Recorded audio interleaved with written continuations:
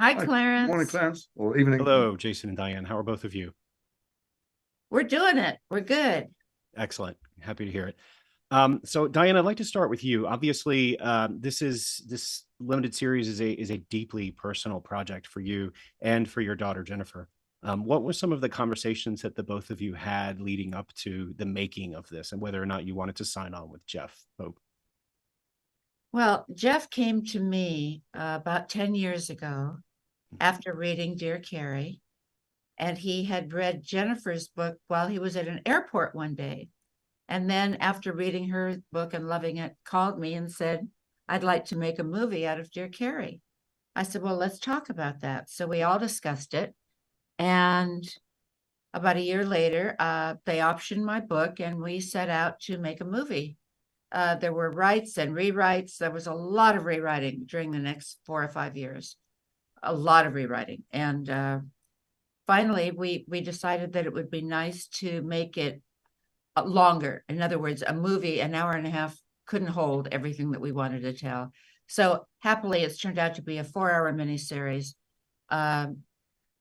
We are absolutely, I speak on Jennifer's behalf, we are absolutely thrilled with the outcome. The only actor that we question is Jason, and his portrayal of Cary, because it was so much better than anything we could have hoped for. Honestly, I thought you were the only actor you're still questioning. It's a bit late now. He got the heart and soul of the man. He not only got what was outside, his walk, his swagger, his joy, his charm, but he got the charm, the joy, and the agony of Archie. So we're thrilled about that. Thanks. And Laura Eichman, who plays me, did a wonderful job. Harriet Walker. There's so many wonderful performances in this movie. Did you like it? I did. I did. I just finished it last night, actually. I watched it over a couple of days. It was, excuse me? You watched all 4 episodes? I did. I watched the whole thing. So I do have to ask, Jason, I know that as I've been talking about this, that you decided that you weren't going to try to replicate Cary Grant. You were going to more play Archie Leach. Can you tell me about that distinction? Like, what does that mean to you as an Well, there was actor? no Cary Grant. There's no such person. It's a name he invented, but there's also a character he invented. I understand code switching. I've done a little bit myself, but he came from such a desperate, catastrophic background. He was so neglected, so abused, abandoned, that he invented himself. He reinvented himself constantly. He was a male escort when he was in New York, and I think when he first got to Hollywood, I don't know what things he had to do to survive. I can only imagine. But one of the things that persuaded me to take the part, and it's a rare reversal. Normally, you go and meet someone, you hope they offer you a job. I'd been offered the job, and I thought, oh, over my dead body, would be so stupid to play Cary Grant. And I went to meet Jeff Pope, who I'd been an admirer of for a long time. Spent hours with him, and when I left, he said, "I hope you take the job," which is really, literally a black and white reversal of normal auditions. And reading Diane's book and understanding how far the real man was from the mask he created and this brand that he curated that represented everyone's ideal version of manhood, that felt something playable to me. So it wasn't that I made a choice not to play Cary Grant. He struggled to play Cary Grant, so much so to the extent that he wouldn't do interviews. He wouldn't let people, so fearful was he of letting the mask drop and let the public see what Diane saw, to her horror eventually when they were married. So what do you think obviously there's so much there on the page in the script by Jeff. What else was, and of course the books written about him, what else was key to sort of finding out who Archie was and how you wanted to play him? Well, the conversations we had, there's things that Diane held back from the book because they're just so intimate and because she has a daughter and grandchildren by Cary, and he's in some ways he's owned by the public, or at least that brand, that image. He was a god. And it took you a long time to write the book, but also it needed to be the right atmosphere to bring it out, presumably. So we had long conversations. And then I found also, I was desperate to find a bit of him talking somewhere, just normally. Saw the stuff in the movies, which I knew was fake. And I read the occasional interviews, he regurgitated the same stuff. Just wanted a bit of him chatting, someone on a talk show, something. There was nothing. He didn't do it. And then I found an interview. I read an interview that felt like a transcript. I tracked the man down, who's not a journalist, But 40 years ago, he was a student, and he got an interview with Cary on the phone, and he had recorded it against Cary's will. His friend had recorded it. Oh. And I persuaded him to play it to me. And that for me was a key moment, because I heard him. I heard the man. I heard his insecurity. I heard, even after all these years, in the last year of his life, he still felt slightly misunderstood. He got irritated. I heard the kindness. I heard where he'd moved to, where he'd got to by the end of his life. All those things I heard in a conversation. And that was the final piece of the jigsaw for me. That's fascinating. Diane, you mentioned Laura Aikman, who plays you in the limited series. You being an actress yourself, tell me how you worked with her to help define her, you as a character, and that must be an odd thing to go through. It is. It's odd. It's creepy. It's wonderful. all the above. Laura is a charming, beautiful girl who has an open ear. As a matter of fact, when we cast her, she had my laugh, and I had no idea she was a Brit. Her accent was so perfect as an American. I'm sorry she's not here to talk to you, but I'm sure you can arrange that by Zoom. Yeah, no. She did an extraordinary job. She asked me, like Jason, we spent many, many, many hours on the phone.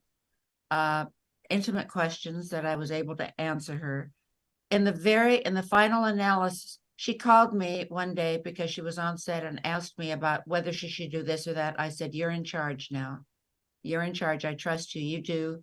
You do your thing with what you know to be the fact." And she did.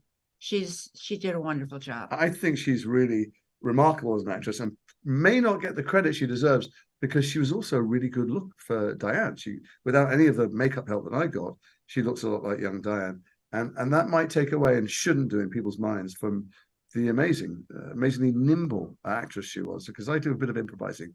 I was licensed to do that by Jeff, and then she did too. But she's the perfect dance partner. Wherever you go, she could follow or lead. She's really remarkable. Nice. Fantastic. So it must have been, seeing the finished project, seeing all of these scenes of your life replayed out, that must have been a challenging moment for you as well. Or is that sort of, does it help to go back and revisit it? No, it does not. Reading the page is one thing, writing a book, but when you see it on your own home TV, it's another thing. When you see it on a big screen with a crowded room of news people, it's another whole thing. And to hear their reactions and watch their faces and to watch it with your daughter in the room. Yes. As well. It was a product of Yes. this marriage. Yes. It was at times exhilarating and at times painful, honestly. The third segment, the third hour I had to turn away many times from the screen. I can imagine. Jason, in the part of this series, it's filmed essentially in two sections, in the 60s and then in the 80s when he's on his tour. There are others outside of that, but what was it like filming those 80s set sequences when he's older and fading? Yeah, well, I mean, I think one of the brilliant bits of direction that Paul Andrew Williams brought to it was taking characters from his past and putting them sometimes in the audience. Because towards the end of his life, right. He did start doing these conversations with Cary Grant. He hadn't acted for a long time. It was kind of enjoyable for him. I think he quite liked getting easy laughs. But he had a stroke, he had a mini stroke first, then he had a major stroke and died. And so it may well be that the evening you're watching with him is not happening, it's happening inside his head when he's having a stroke. There's something kaleidoscopic and slightly surreal about the way the timelines overlap and characters drift in and out onto the stage. And it gave all of us as storytellers license to be more impressionistic and Paul to mess up the scenes. Sometimes we'd do a subtext run. Sometimes he'd swap characters across the generations and the actors. So I think he's more, the version that I play on stage is far more open and honest about what his life had been than Cary was when he did the entertaining evenings.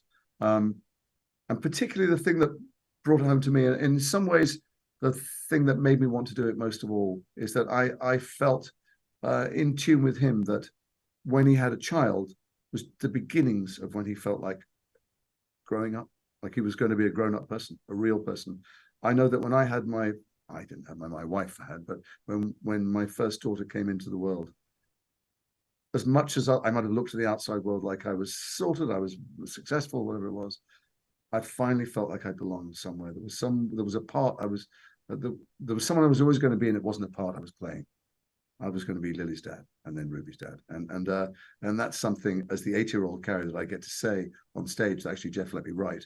And just hit home to me and feels grounded to me and feels like the truth. I think it felt that way to Jennifer too. Jason, I also want to ask about Harriet Walter, who is so fantastic as Elsie. Talk to me, then that relationship is so key to the story as well. Tell me about working with her and developing that partnership. Well, when you're an actor of a certain age, your lives have overlapped anyway. Other actors, Harriet's a bit older than me, but we've come across each other a lot. So it was a joy to finally work together and to stop chatting when the cameras roll and go, oops, we've got to start acting now. But she's just so brilliant that there's never a moment where the real life blurs into the characterization. She brought so many colors to Elsie that I hadn't read in the script at all. I don't know if you had too. I remember we had conversations about it. There were so many things that surprised me. You didn't quite know who she was going to be, how she was going to be, whether she was going to be loving or forbidding or ice cold or desperately needy, whether she wanted to be my girlfriend or my mother, which was one of the strange things about Elsie when she came out of the institution. Yeah, she's Dame Harriet Walter for a reason. She's fantastic. I think those are all the questions I have for you both. Diane, thank you so much for sharing this part of your life in this series, and Jason, thank you for this performance. You guys are it's a really special piece. As much credit as you give me, but frankly, it's all down to this woman being brave enough to open her heart and her history to all of us. Absolutely. Thank you. Thank you both. Thank you. Bye. Hello. Hi. Hi, Clarence. We're just taking a water as we talk, Clarence, but do please continue. Yeah. Sure thing. No worries. You definitely Thanks. deserve some water. So Jeff, tell me about the gestation of this project. Like, how did it get started? How did you get involved in exploring this portion of Cary Grant's life? The journey started with a book stand in an airport when I was looking for something to read on a long flight, and I saw Jennifer's book, Good Stuff, or Good Stuff. I said it the wrong intonation. Good Stuff, which was what her father would say if things were well, all was well in the world. And it was a really fascinating read. He was kind of funny and kind of heartwarming and curious to see inside that world. But what it made me realize was I remember I'd seen him looking very dapper and distinguished with his silver hair at Oscar night or whatever. But I thought, yeah, he why doesn't he make films anymore? It's not like older guys can't make films, but he doesn't. And I suppose I'd at the back of my mind wondered why. Well, the answer was in Jennifer's book, because when she was born, he gave it all up to be a stay-at-home single dad, which I thought was really fascinating. And that was my jump-off point on the journey, because I then realized that he'd been married to Dyan Cannon, and Diane is Jennifer's mother. And I then met Diane, and away I went. And it led me to Bristol in the turn of the century, and a young boy with a terrible traumatic childhood who was told by his father at the age of 10 that his mother had died. And it was a lie, the worst thing anyone could ever say to a child. I can't think of anything worse. And he carried this awful trauma with him for the rest of his life, but certainly until decades later. He changed his name from Archie Leach to become Cary Grant, this amazing movie star. And then he got a call from his father back in England. Father was dying and wanted to, I guess, get it off his conscience, and told him that in fact his mother was still alive, and that he'd had her committed to an mental institution, which in those days could happen on the say-so of a man, of a husband. And so, what a story! Something Dickens might have created. I just thought it was extraordinary. Jennifer, obviously this is an extraordinary story. Tell me about sort of your thoughts when, you were approached about making this a series on television, like exploring that personal side so vividly. Initially, I thought it'll never happen. I'll never sign on to it. I haven't done it so far, and why would I do it now? Because other people have approached. But it was Jeff, really, who was so thoughtful and kind and had done so much research of his own, but he didn't have a certain point of view that he was bringing to it yet. He really opened the exploration of Archie Leach and Cary Grant.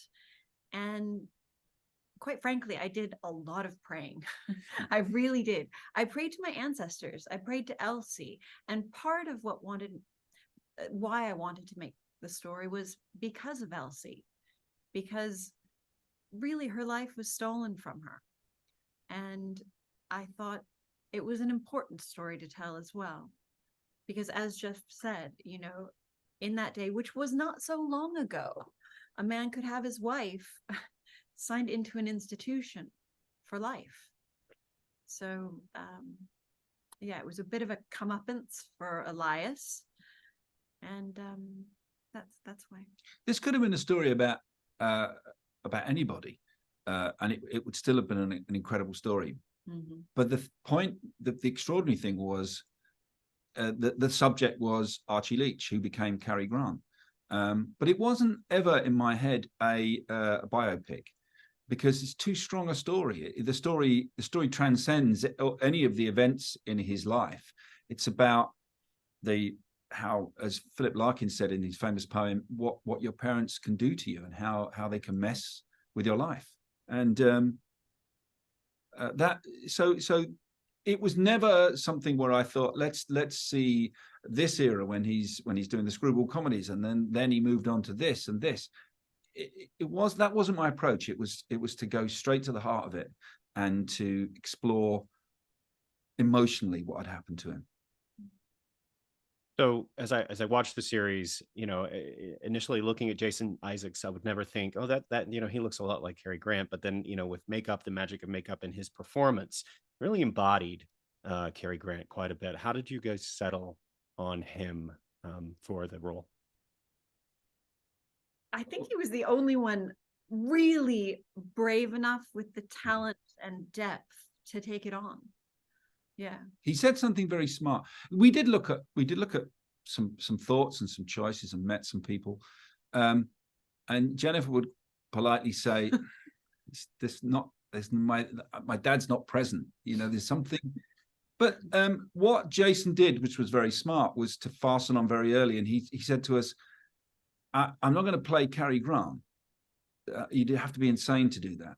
But I am interested in playing Archie Leach. And that really was a byword for the whole piece, because latterly in his life, I think the two merged. You know, he famously said as an older man that one day he introduced Archie Leach to Cary Grant, and the two of them got along just fine. But for the early part of his life, when he's trying to escape the trauma of what happened to him as a kid, Cary Grant was a creation. A person that he could hide behind and keep him safe from what had happened. And so it was as he got older, the two merged into one. And I think I get very emotional when I look at the end of the piece, and Jennifer's idea was to have some magical images from her private family photos and snaps and Super 8 cine, but you just get a glimpse of a man. You're not thinking of the guy who played in those Hitchcock films, North by Northwest. You're not thinking of this dazzling movie star. It's you're looking at a dad, a man, which I can, and every dad can relate to, which is someone who was just so thrilled to have this little baby and a child who you know, the child, you can see baby Jennifer's looking at him, and she means the world to him. And that I thought was just it's a great place for someone who had such a traumatic early life. It's a great place for him to finish, to arrive at that place of peace. Jennifer, what do you think if your father could watch this series today? What do you think he would think of it? You'd be in trouble. I'm- Why did you let them? I would be grounded for certain. No, I honestly, I think he would be proud of it now. I think things can take generations to heal. Yeah, You know, it's true. sometimes our lifetime is too short. Mm. But I think for me to be able to look at his life and see the beauty in his journey, sometimes it's too close. You know, I think it was too close for him, but I think at this time he would find it beautiful. It's really, really interesting. We had a screening last night, and there's something that happens when you're in a room with other people, as opposed to watching it on your own TV set, which we've done during the edit a million times. If we looked at cuts but last night, the finished piece, we're in a room and we're watching it with, you know, a couple of hundred people, and that is when I became really conscious of, okay, this is not some abstract piece of a piece of drama. The daughter of that man on screen is in this room. That's part of her life, and it is a really, you know, it's I find it very emotional, that, you know, and there's Diane who married him and they had a daughter together. It's not abstract, it's people's lives. And that's what, you know, you were saying, it's not that far ago, you know. You met Elsie. Jennifer, Elsie, Cary's mother was still around when Jennifer was a little girl, and so it's touching distance, you know. Yeah, and I mean, as I looked back after finishing the series, as I look back over it, I don't think that there's any other way that you could really tell that story without including that aspect of parenting, from, you know, the absence of a mother to the presence of a mother to the domineering presence of a mother in some ways, a mother who has lost her son and really just wants him right there in that space with her for the rest of their lives, and she lost that time and she can't get it back. I mean, that obviously had to be the only way that you thought about telling this story, because it works so beautifully. Yeah, there's a line which is sums it up, which is Cary says it. He can't give her back her life, and she can't give him back his childhood. Mm-hmm. Jennifer and I, she went on a kind of sort of pilgrimage to Bristol to feel and inhabit places where your dad, you know, went to school, where he was born, where he lived. But also included in that was the asylum where Elsie was kept, wasn't it? Fish ponds. Yeah. And I was watching, I held back because, you know, it was a private thing, but I remember you touching the wall of the asylum and trying to, and sort of feeling Elsie, who's Jennifer's grandmother. You know, this is it's easy to forget this, but so there was a very spiritual side of what went on as well. You know, Jennifer, with all of that exploration, with that personal contact to your family's roots and those terrible events that happened, you know, watching this series, did you ever have a moment where you were, you know, you knew all of these things because you were told them through the great time that you had with your father when you were growing up, but is there anything that you started reappraised as you watched it play out again on this series? Oh, there was so much. Honestly, there was a lot that was new to me because Dad didn't share a lot of his childhood with me. I think he kept it very quiet. He shared a bit with Barbara and a bit with my mom. But I think we soft pedaled Elias, my grandfather. I think he was quite abusive with Dad. And I think those things haunted my father. And I think that's really the reason that Dad didn't share a lot. So in the retelling of this, it was very emotional and cathartic and healing. And Jeff was sort of auteur, therapist, collaborator, all of these things at once. Yeah. Well, I think those are all the questions I have for both of you. Thank you so much for the piece. It was beautiful to watch, and thank you for sharing that story. Thank you. Take care.